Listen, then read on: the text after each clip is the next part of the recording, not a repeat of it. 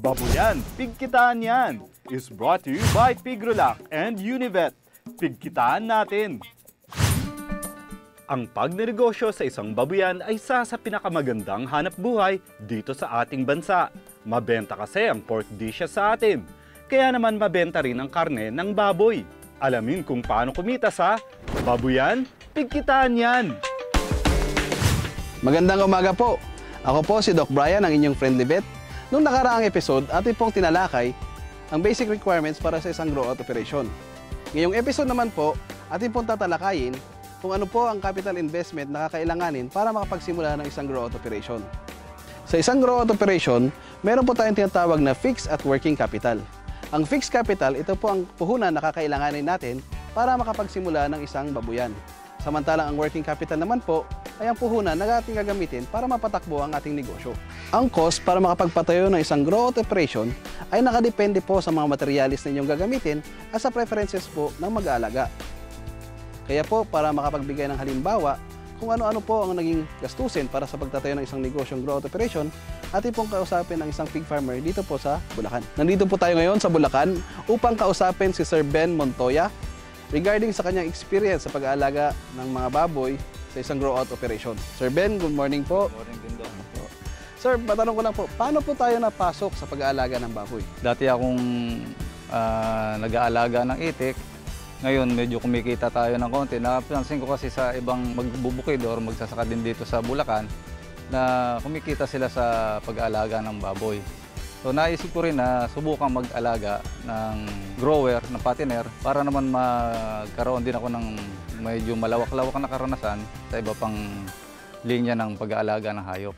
So, bali sir, nung nagsimula po kayo, magkano naman po ang naging fixed capital nyo? Nagastos nyo po ng pagpapatayo ng building at pagbili po ng mga biik natin.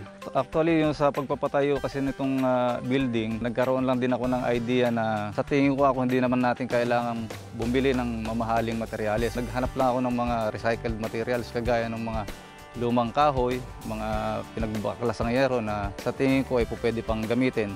Kasi ang importante naman sa baboy, yung hindi siya mauulanan at hindi siya maaarawan. Tapos sa biik naman po, ilang biik po ang pinagsimulan natin? Bumili muna ako ng 30 heads. Naghahanap lang ako ng binebenta sa mga paligid natin dyan. Magkano po ang bili niya sir sa bawat kulig? Ito kasing binili ko ito, medyo bagsak ang presyo. Nasa 1/4 lang ang isang piraso. Ano pa po ba yung madalas nating pinagkakagastusan? Bukod sa kuryente tubig, yung regular na pakain ng alaga nating baboy, kung minsan medyo may makita tayong matamlay, kailangan nating tumawag ng isang manggagamot. So sir naman po, sa mga viewers po natin ngayon na gusto naman hong magsimula ng grow-out operation, baka meron po kayong gustong ipayo. Sa mga viewers natin na gustong magsimula din ng ganitong klaseng paghahayupan, gumamit muna kayo ng mamurahing materyales. Kung ano yung sa tingin nyo available dyan sa paligid ninyo, yan na lang muna ang gamitin. Huwag na muna bumili ng mamahalin. Huwag kayong mag-i-stick sa isang negosyo. Kagaya ko, nagsimula ako sa pag-aalaga ng itik. Ngayon, nung kumikita ang itik, nagsimula din ako magpaalaga nga ng baboy.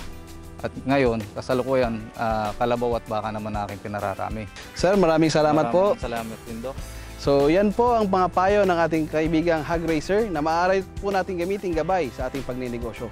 Para naman sa mga karagdagang kaalaman at katanungan regarding sa pagbababoy, pumunta lang sa aming Facebook page na www.facebook.com/pigrolacph. Abangan po ang ating susunod na episode kung saan atin naman pong tatalakayin kung ano ang iba't ibang uri ng housing para sa isang negosyong grow-out operation. Ako po si Doc Brian. Maraming salamat po sa ating mga viewers. Hanggang sa muli po na episode ng Babuyan, Pigkitaan Yan. Babuyan, Pigkitaan Yan was brought to you by Pigrolac and Univet. Pigkitaan natin!